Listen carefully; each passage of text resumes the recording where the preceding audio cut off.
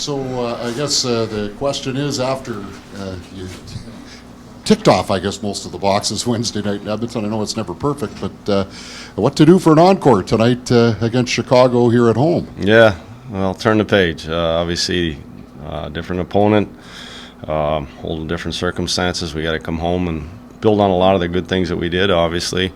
That team game I thought was real good for, throughout that game, and we got to do it again. It's our opener, little distractions at the beginning, then we got to make sure that we're ready to go when that puck drops. Do you anticipate Chicago looking a little bit different than they did a year ago when they were a real difficult opponent for you? Yeah, for sure. They've added a lot of veteran leadership, guys that have lots of experience. So, they're gonna, if you make mistakes or you play a sloppy game, they can make you pay. So we got to make sure that. Again, we're at our best. It's more about our details and our structure and how we go about things. Bedard's out there; he's a heck of a player, and like I said, they've insulated him with some skill. And so we got to make sure that they were all tough games last year against them. That we have to make sure that we don't take any opponent lightly. That we're at our best. Scott, what did you learn about Bedard's game last year and watching him up close?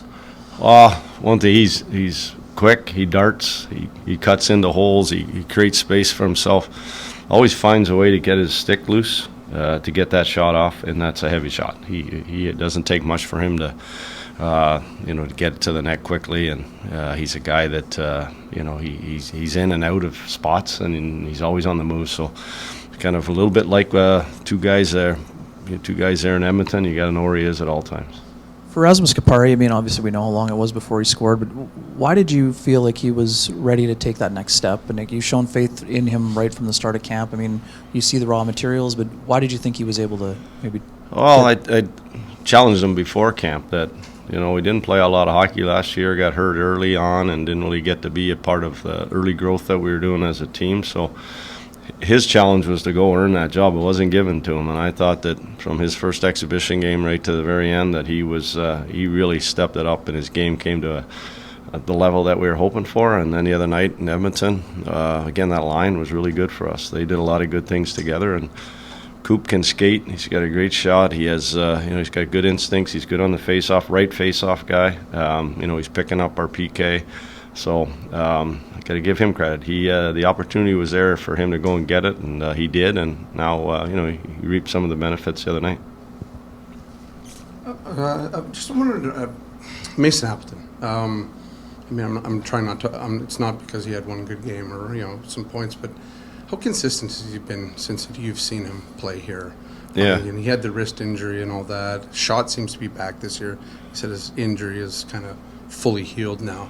Looks like he's kind of poised to take another step in his game. Yeah, as a coach there, when you can look down the bench and you know what you're going to get, sort of night in, night out, shift in, shift out, that's Apple. And he's one of those guys, along with that line, his line mates, they're pretty consistent. He's pretty consistent on what he does on a nightly basis, whether that's maybe last game he scored and made great plays. Maybe other nights he doesn't score, but he does some stuff defensively or defending or PK or whatever. So he's one of those, one of those guys that you need a few of in your team, and that you need that they're consistent game to game. And like any good pro, the guys that play in this league longest are the ones that are the most consistent, and that's probably the best way you can describe Apple. How big is that for a coach to have a line that you can, that you can throw out there? It'll either go and set the tone early, or it can go and kind of grab back momentum. How big is that for? Yeah, that was the case the other night, right? We're going into Edmonton, that team that certainly had success last year. That they set the tone that early in the first period. Not just the goals. They spent a lot of time in the opposition end. They made Draisaitl, they made McDavid, they made those guys play in their end of the rink, and you're not going to stop them, those guys, those type of players, from creating offense. But when you can make them defend and wear them out in their end of the rink, it certainly goes a long way, and that's what that line does on a consistent basis. Both of those goals started off of coverage. One came off a neutral zone coverage that turned into a great breakout, the stretch pass to Nino. The other one came off of us sort of more defending, kind of doing the right things in our end of the rink, led to offense, led to a great forecheck, and then again that was Lau's goal and putting pucks in the blue paint. So they do a lot of the things, a lot of the right things most of the night, and then they get rewarded for it when they do. Scott, if there was maybe one forward line that struggled on Wednesday night, it was that Perfetti, Namestnikov, Ehlers line got outshot a bit at 5-on-5. What are you hoping to see from them tonight? You know what? At the end of the day, they're still trying to find themselves. They haven't had the sort of the time together as a line like some of the other lines had through camp. But there's things that I liked. There were some opportunities. They're building. They know it. When you talk to them, the three of them know they can do a little bit more. And we were the other night there, 97 and 29 were coming over the boards every time they were. So the one thing I did like that they really tried to focus on not letting that line or those guys get their offense. Maybe they didn't create the offense, but they did a pretty good job keeping it, not spend a lot of time on our end of the rink.